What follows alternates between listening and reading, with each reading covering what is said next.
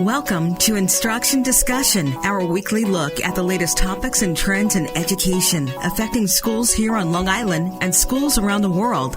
Whether you're a teacher, parent, or student, listen for tips and strategies to help you navigate the educational landscape. There's a bell. It's time to start today's Instruction Discussion on the voice of Nassau Community College, 90.3 WHPC. Hello, I'm Kevin Boston Hill, and welcome to Instruction Discussion, where each week we will examine a recent trend or development in education and its impact on Long Island. Not every child leaves high school with a job offer, an internship, college acceptance letter, or even up with a diploma. One thing that nearly every American child leaves school with, though, is uncertainty, the kind that often lasts a lifetime. In the paradigm of preparing children for success in adult life, striving to give every child career certainty is not the answer. Instead, we need to be solving for adaptability and for happiness. This involves undoing the rampant mindset that there's only one pathway to success. Children need to learn adaptability, and they need room to experiment and learn in meaningful ways, both inside and outside of schools. Why solve for adaptability instead of certainty? Because bridges that are too rigid can break. Because children are human beings who deserve to enjoy and learn from the ride of life instead of fixating on the end goal. This excerpt from the book Crisis Proofing Today's Learners, Reimagining Career Education to Prepare Kids for Tomorrow's World may seem a bit controversial in its message, but that may be just what our educational system and way of thinking needs to help prepare our students for not only the current global economy, but the future ones as well. Today, we are fortunate to have with us the author of the book, Eddy, who is also the president and CEO of American Student Assistance. Now, of course, anyone who has taken out a student loan in the past has received some correspondence from that organization. Ms. Eddy also provides leadership and oversight for ASA as it evaluates and implements new initiatives to help students discover their education and career opportunities. And joining her today is Dr. Shari Camhi, Superintendent of the Baldwin Union Free School District. Dr. Camhi and Ms. Eddy, welcome to Instruction Discussion on 90.3 WHPC. Nice to be here. Nice to be here as well. First, I'm going to direct my first question to Ms. Eddy. And what actually prompted the creation of this book? What made you decide to kind of pivot from helping students with college financing and repayment options and really helping them to discover their potential career paths? So I think my answer to that is twofold. Prior to coming to ASA as the CEO, I was in higher education for many years. And I spent a lot of time with students on college campuses who arrived on a college campus and really didn't know why they were there. And they were using college as a way to discover what they might do, what they might like, what made sense to them as far as a career goes. I've said this throughout. I said it was when I was on a college campus. It's a really expensive way to go exploring. And so I started my work at ASA, and we are working with borrowers who tell us many, many things. One of them is, I don't know why I took out this much money. I didn't know what I was getting into when I first started taking out all these loans. Or I wish I had known that this was the career I was going to end up with because the amount of money I borrowed doesn't align with what I'm making in that career. And so we started an investigation and did a lot of research about being able to look at this problem before it actually became a problem. In other words, why are we trying to put a Band-Aid on something at the end of it when we can get ahead of it? And after a lot of research, a lot of conversation, a lot of digging, we realized that we needed to start in middle school to help kids do that exploring so that they could get ready for the courses they'd take in high school and the decisions they would make from there on in. And it's not to say that we were expecting them to pick what they wanted to be when they grew up, far from it. It was more about what did they love, what were they good at? And we wanted to give them an opportunity to discover those things and then help them test them and try them when they got to high school. Now, Dr. Camhi, I know that you have also read the book, or if you haven't, you're very familiar with the book and the message that's provided inside of it as well. And I think the Baldwin Union Free School District, let me get that name correct, has really taken on that mantra to kind of revamp in a way the way that they teach. So can you talk to us a little bit about how Baldwin has really embraced this idea? Sure. So I think it starts with a fundamental idea that if I have 5,000 students in my district, I have 5,000 unique students in my district. And so we tend to, if you imagine what a funnel looks like, we tend to put all of our kids in a funnel and we have them exit through this very, very narrow opening. So if you visualize that, it is not, in my opinion, what we should be doing. I would say conceptually, what we've done is we've widened that opening. What are the options for students? And how do we make sure that we maintain a level of rigor? This is not about making it easier. It's just about making it different. So we have created an academy program in our high school that actually starts in middle school in grade 8, does exactly what Miss Eddy is talking about. It looks at our content areas through the lens of future careers. It is not about vocational ed. You know, some of us, when we think about vocational ed, we think about a quote lesser curriculum, which of course it's not. We think about the kids who can't, which of course it's not. But we have academies in education, STEM and engineering, global business, government and law, medicine and health, new media, and fine and performing arts. And we give our students starting in 8th grade an opportunity to explore what those feel like and what those look like, both through rigorous coursework, through internships and shadow days, and through competitions and exhibitions. And so it's very rich, very deep, but it gives our kids an opportunity to really have at least 5 years of exploring their future, so that when they exit high school, they have a much better idea of what they might want to pursue. And that's just at the high school. We have a career tech ed center called Baldwin at Schubert, which is a repurposed school that had once closed. And there we do have more of your traditional vocational. So barbering and medical office assistant, police science. And starting next year, we've just received a grant to open a jewelry program. So from bench to design, there is a dearth of people going into the jewelry industry. And so we're going to fill that with a really exciting, creative way for our students to really think about what their future might be. And those are just 2 examples of the work that we do. There's many more to think about. So who do I want to be when I exit high school? And when I know that, then I have a much better idea of what my career path and what my study path might be. Now, you both talk about, and I guess those were really concrete examples of what crisis proofing actually is. Because we want to think about, I mean, the last crisis, or the crisis we probably are still going through, as most people will probably attest to, is this pandemic.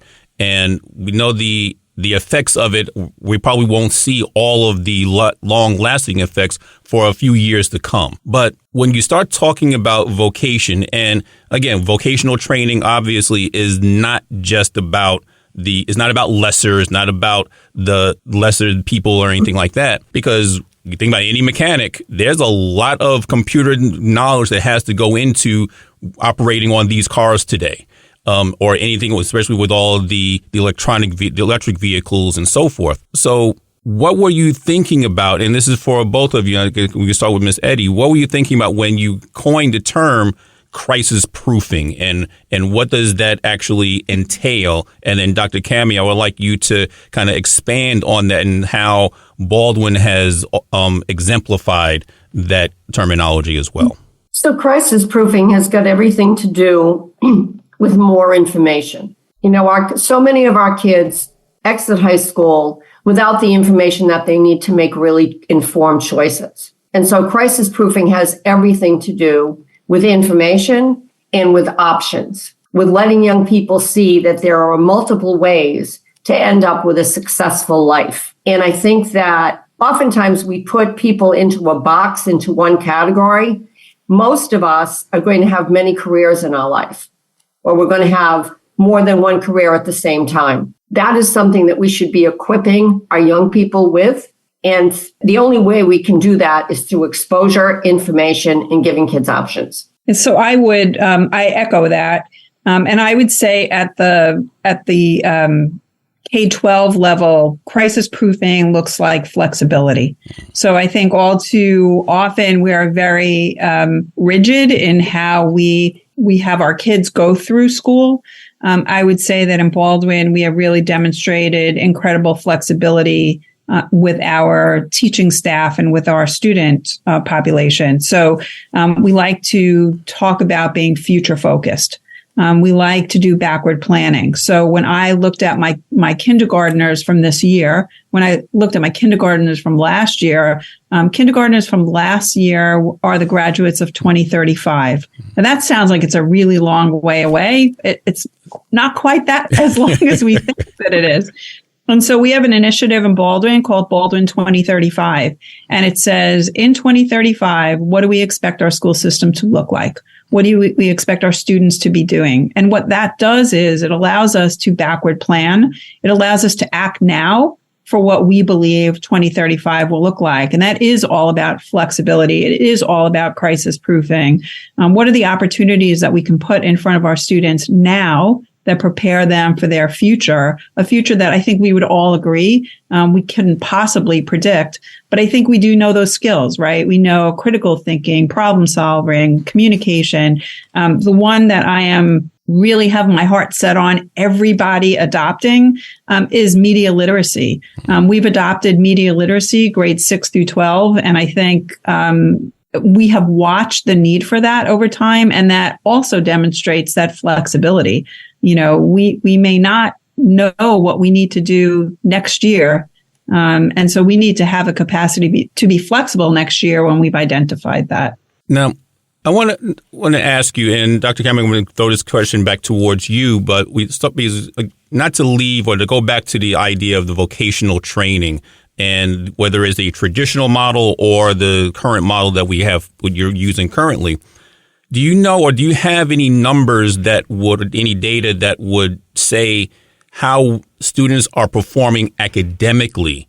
Those who have gone through that, whether it's vocational training or whether it's that work-based experiences, how are they performing academically as a result of that? My high school graduates at a rate of 99% with a 0 achievement gap. That's phenomenal. Yes. I don't know anyone that can. Thank you. And that's in a very diverse community. So a lot of the notions that people have out there, we've dispelled. So it doesn't matter who you are in our school system. You have the ability to graduate on time with a successful path forward. So if you are, for example, a student who comes from a low economic condition. In our district, you graduate at the same rate as somebody who comes from an advantaged family. District-wide, which includes all of our out-of-district placements, it includes our kids that go to full-time BOCES programs, we're at 94%. So those numbers really speak for themselves. And we follow our kids beyond high school, and we're there for our kids if they need us to come back. But the success rate that we see of our kids who A, graduate, and B, move on to a successful experience post high school, the data pretty much speaks for itself. And I think what we're showing here is a clear example of leveling the playing field.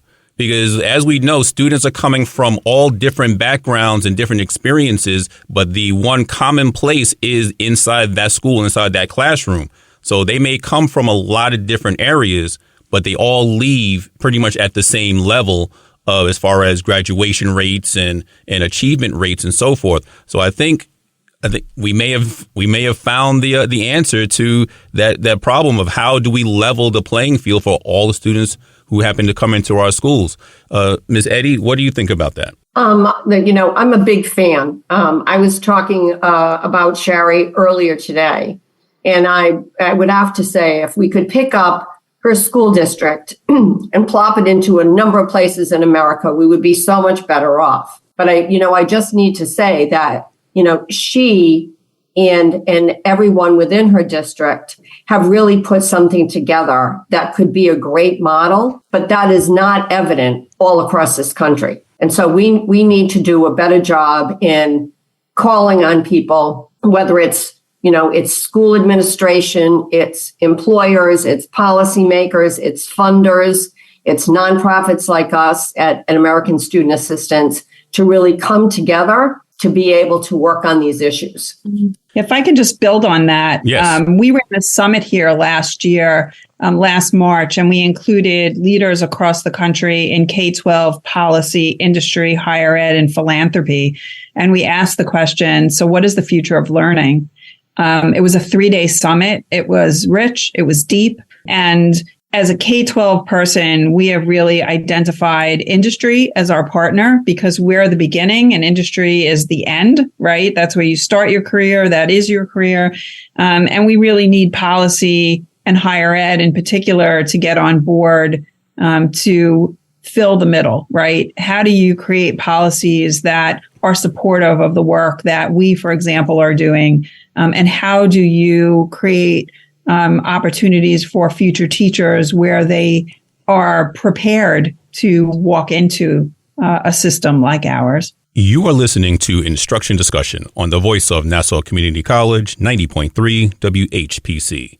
My name is Kevin Boston Hill, and our guests today are Dr. Shari Camhi, Superintendent of Baldwin Union Free School District, and Jean Eddy, President and CEO of American Student Assistance and author of the book, Crisis-Proofing Today's Learners, Reimagining Career Education to Prepare Kids for Tomorrow's World. Let's talk a little bit about something that some of the old fogey parents may think that is the bane of their existence when it comes to their children, and that's gaming. We know that children are around, whether it's on their own handheld devices, their phones, their iPads, their Xboxes, whatever systems they have. But we see that there's a real benefit to gaming. And so talk to us a little bit about how can gaming actually support a student's employability? Sure, I'd be happy to answer that one. I think, and what is staggering to me is the number of hours that kids are on their mobile devices a day, depending on who you listen to. Some say it's an average of 4 hours. Others say it's 6. I would say that certainly gaming should not be the maximum amount of time that is being used within those hours. However, the things that gaming does do is it helps young kids to persevere. It helps them to be able to see how they can work in a team. It helps them to figure out how they can advance by doing well and and leaning into the things that they're really good at. So I really don't want to diminish the impact of what gaming can have. And I think oftentimes a young person who may not be so self-confident when they're in a classroom raising their hand are very confident in the space of gaming.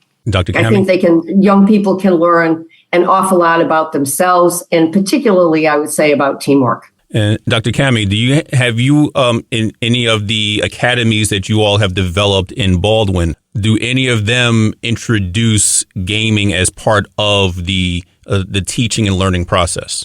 So we have a very robust coding program here. What I would say is the skills that Miss Eddy describes through the gaming process are areas where we focus. So critical thinking, communication, creativity, collaboration, citizenship, and civics. Those are the 6 C's, and we embrace the 6 C's. Regardless of what your exit path is, if you can achieve those 6 C's, whatever your chosen path is, you will see success. I am a little bit more cautious, I think, about the amount of time that our kids are spending behind screens, not because I don't think that there is an aspect to that is beneficial, but the ability to socialize, to negotiate in person, to settle differences, is really a face-to-face skill that I think we need to work on again. I do think that is a fallout of the pandemic. I'm going to read another excerpt from the book and ask you to kind of elaborate on this. But it says, when we reimagine education to include work-based experiences, any kid from any background, not just those with wealthy or gainfully employed parents, will be able to envision their own success, see people who look and sound like them succeeding on the job, and develop vital skills that will propel them into adulthood success. Kids need us to help them unlock their true potential by way of these opportunities. So I know, again, Dr. Camhi, I know you have those work-based experiences with the internships and the shadow days. And so that kind of feeds right into that quote that I just read. So talk to us a little bit about how are students, I guess, selected to go to experience these internships and shadow days? So really key and fundamental to our program is that we do not put barriers in the ways of kids. If this is something you want to do, if you want to be part of an academy, you can be part of an academy. You know, those traditional measures of success are very narrow and really, I think, do a disservice to the majority of students, myself included as one of those students. As far as internships and shadow days, one of the things that unlocks for students is a completely different experience and a completely different set of skills that you may not get in a traditional classroom. If you're a really good communicator, if you have a lot of really good people skills, if you are a problem solver, a lot of times that is not your traditional experience in a classroom. And so being able to see what work looks like, to experience that, not only gives you the knowledge and understanding of what those careers are, but it breaks you out of the four walls of a classroom. It gives you real experiences that might be your learning style, that might be what engages you and keeps you going. I mean, we talk about this crisis of chronic absenteeism. Well, if you are asked to do something you don't want to do, you just may not show up, right? So instead of pounding that, why not change the experiences of kids so that they want to be there? If you give them a space they want to be in, they will come. Ms. Eddy, would you like to elaborate on that for a moment? Sure. I'd like to pick up on Dr. Camhi's last point, which is that kids today are really looking for relevance. Yes.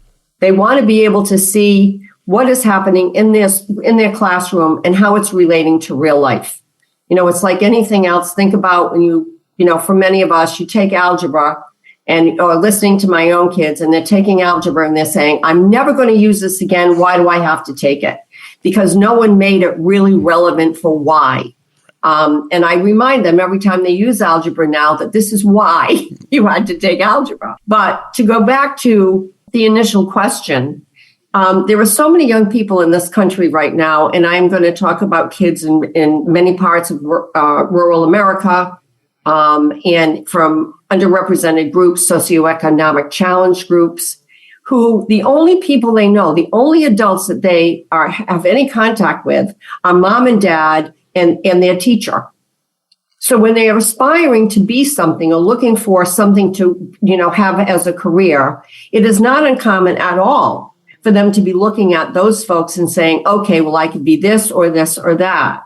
What work-based learning does, it allows a young person to see all kinds of different people doing all kinds of different jobs. And I would have to tell you, for a young person to be able to identify with someone who looks like them, comes from their kind of background, just basically says, yes, I can be that, I can do that. And I think what's also important by expanding those horizons, because as you said, usually children grow up, they see what their parents do and they see their teachers. And a lot of times they don't want to do that when they grow up. Exactly right. Exactly right. So now they think, well, if I don't want to do what my parents are doing and I don't want to be a teacher, what's left? What is there for me to do?